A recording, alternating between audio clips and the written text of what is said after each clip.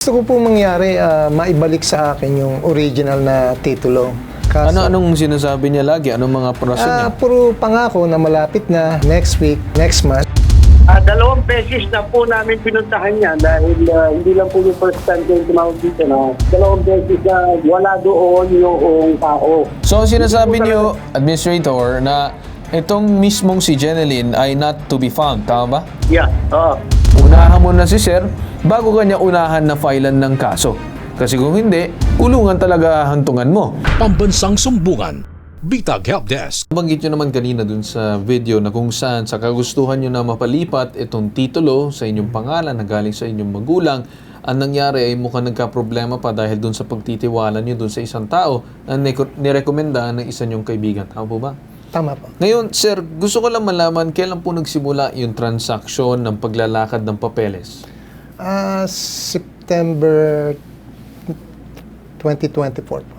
Okay, September 2024. So, mahigit almost or 1.5 years 1.5 years ang nakalipas since then.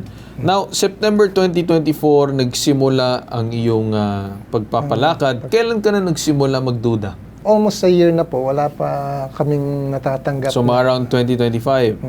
Around 2025. Nagtataka na ako na bakit wala pa yung titulo. Ina-update naman po ako, tinatawagan ko rin palagi. Kaso, Anong sinasabi niya lagi? Anong mga rason niya? puro pangako na malapit na, next week o next month. Sinabi niya ba na, ito, nakaprocess na doon sa LRA or ROD for transfer of title? Mga ganun ba? Ganun po. Ganun ang sinasabi ganun niya. ang sinasabi niya. Ngayon, sir, matanong ko lang, nung time na kinuha mo siya, itong si Jeneline, ano yung prinisenta niya, sarili niya na kaya niyang gawin para sa'yo? Kasi po yung anak niya, dati nang nagtatrabaho sa akin, nirekomenda niya tong nanay niya na ang trabaho ng araw ay fixer, nag-aayos ng mga titulo. Tagalakad ng papeles. Tagalakad ng papeles. May tiwala naman po ako dahil tiwala ako sa anak niya, matagal nagtatrabaho. So, siya na po ang kinuha namin na umayos ng titulo. Anong sabi ni Jeneline? No? Pagka sabi mo, ikaw daw yung pwede maglakad ng papeles ko, anong sabi niya sa'yo? Kaya niyang gawin, madali lang yan. Kaya, tiwala naman po ako Okay. sa good Doon sa kanya, kay Sa Jeneline. kanya. Okay. Now, September 2024, then umabot 2025, wala pa rin nangyayari. May times ba na nagsisend siya ng picture, nandun na siya sa office ng LRA or ROD, or meron ba siya mga update na gano'n, o puro text lang? Puro text lang ho. Minsan, pumupunta sa bahay, ina-update ako. Ganun lang. Ganun So, lang. more of usap-usapan, wala talaga nangyayari. Walang Ngayon, nangyayari. Gusto ko po mangyari, maibalik sa akin yung original na titulo. ay, paano mo pala nalaman, sir, na nasanla na pala yung titulo na pinagkatiwala mo doon kay Jeneline? May dumating na LBC letter. Ang sa demand letter mo nalaman na isinanla na pala yung titulo. lupa. So, wala na daw sa kanya yung titulo. Wala na raw sa kanya yung titulo. So, ngayon, yung titulo, nasa doon kay Jeneline. Kaya hinahanap mo si Jeneline ngayon. Hinahanap ko ngayon si Jeneline. Si Jeneline hindi na sumasagot. Kadalasan, hindi na sumasagot. Nung una, Okay. sumasagot pa, puro Okay. pangako. Ang kagustuhan nyo, mabalik ang titulo nyo para ang mangyari is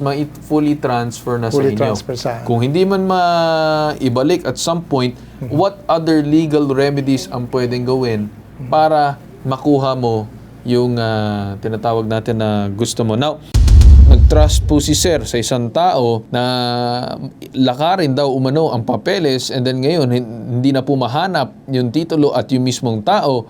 Ano po, Sir, yung mga possible legal remedies na pwede natin gawin para kahit papaano maibalik na yung titulo sa kanya, or is there any way or solution to this, attorney? Pagkakaintindi ko sa kwento niya, binigay niya yung titulo ng kanyang magulang sa isang fixer. Yes. Tama po ba? Yes, tama. In the hopes na ita-transfer yung titulo sa kanyang pangalan. Ngayon, Yes. hindi na binalik at nagtago na yung tao. So, what I recommend po is that mag-file po siya ng case initially ng qualified theft. Okay. At the same time, mag-file po yung kanyang magulang o yung registered owner ng affidavit of loss doon sa Registry of Deeds kung saan nakatago yung government copy ng title. Okay. Yung kanyang mirror title. Kasi dalawa yan usually. Yung kopya ng gobyerno, yung original copy yan, at yung owner's duplicate copy of title. Yan yung binibigay doon sa private or registered owner. Okay. So ito'y nawawala. Mag-file ho siya muna ng affidavit of loss doon sa Registry of Deeds. Tapos yun nga, mag-file siya ng case for qualified theft and pa-reissue ho ng petition for reissuance or mag-prayer doon sa petition na mag-reissue ng panibagong kopya ng titulo kung sakaling hindi maibabalik nung kinasuhan yung copy na nasa kanya. Okay. So, tanong ko lang din, no, is there any way, let's say, kahit man annotation or something to prevent the possible, let's say, baka biglang mabenta na hindi alam ni Sir with the fraudulent documents, ganun. Is there any way na posible, Sir, may magawa tayo? Sige po. Ngayon, yung unang gagawin nga is to file an affidavit of loss doon sa titulo. Okay. Tapos, if for instance, meron siyang petition for reissuance, surrender of the title and reissuance ng panibago, pwede pong i-annotate din yan sa titulo na may pending case. Ang tawag doon, notice of lis pendens. Ibig sabihin nun, may litis pendens o may pending na kaso with respect to that title. At kung sino man ang magdi-deal doon sa title na yan, kung ano yung outcome ng kaso, bound din ho siya doon. So, this will keep people from transacting with the property. Okay. Para, Sir, let's say, if a sale is done na hindi alam nila, Sir, and then sabihin, lumitaw dun sa record ng inyong tanggapan, either LRA or ROD, hindi po maita-transfer yung titulo sa panibagong, let's say, so-called owner. Assuming po meron talagang tao na nagpadala, naniwala na malinis yung title, nakita na nga yung annotation of lis pendens, tinuloy pa rin niya yung pag-transfer, bound po siya doon. Oo, if anyone would be foolish enough to transact, bound po siya doon sa decision ng court. Sir Edgardo, may tanong ba kayo dito kay attorney sa ng LRA? Pagpa-process po ng loss, affidavit of loss, matagal po ba ang proseso niyan? Hindi po, sir, kasi ipapresent nyo naman lang din yung affidavit. Wala naman mang gagawin sa title, hindi naman yung transfer.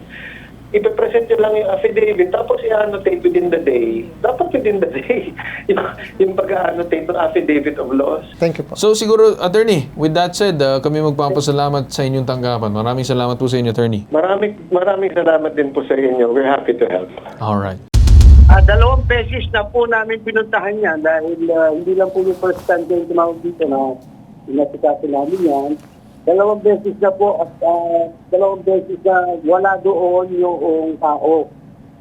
Nakikitira lang po yan doon sa address na binigay. So sinasabi niyo, Administrator, na itong mismong si Jeneline ay not to be found, tama ba? Yeah, So wala dun sa registered residence niya? Hindi po ito. Nakikitira lang daw po yan doon sa address na yan. Kindly monitor and check na lang siguro if yung mismong said respondent ay nandoon, baka pwede nyo din ma-check ngayong araw. Now, if wala talaga, then gagawa talaga ng hakbang legal itong si Sir para ma-recover muli itong tinatawag na titulo niya. Sa tingin ko po, direct filing na po yan dahil number one, hindi sigarito yung tao yan Pareho sila hindi sigarito sa barangay namin. Napag-usapan naman na with LRA itong issue, sinabi naman nila kung anong steps na pwede mong gawin. Kasi in regards of recovering the said title from this person, kung hahanapin ng isang tao na ayaw magpahanap, then talagang hindi po may babalik sa inyo. Kailangan nyo talaga idaan sa hakbang legal. Maybe we can try and call itong si Jeneline, itong ahente. Can we give them a ring siguro? Para maparinig din natin na sinusubukan din natin siya tawagan pero hanggang kasalukuyan ay wala pa rin.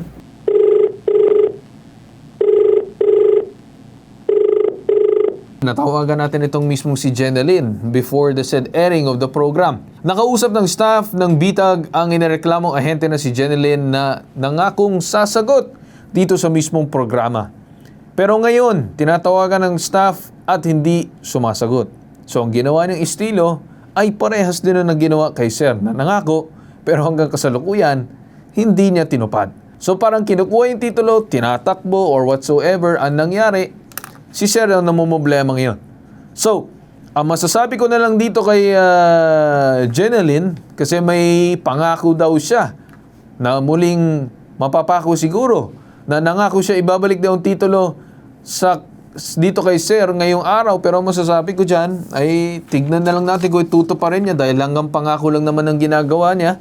But ang masasabi ko na lang, unahan mo na si Sir bago kanya unahan na filean ng kaso. Kasi kung hindi, kulungan talaga hantungan mo. And then once again, tutulungan din namin itong si Sir para malakad yung mismong pagkukuha ng affidavit of loss or whatsoever it is, para may daan na sa tamang proseso at makansela na yung titulo na pinangahawakan mo. So tandaan mo yan, Jeneline.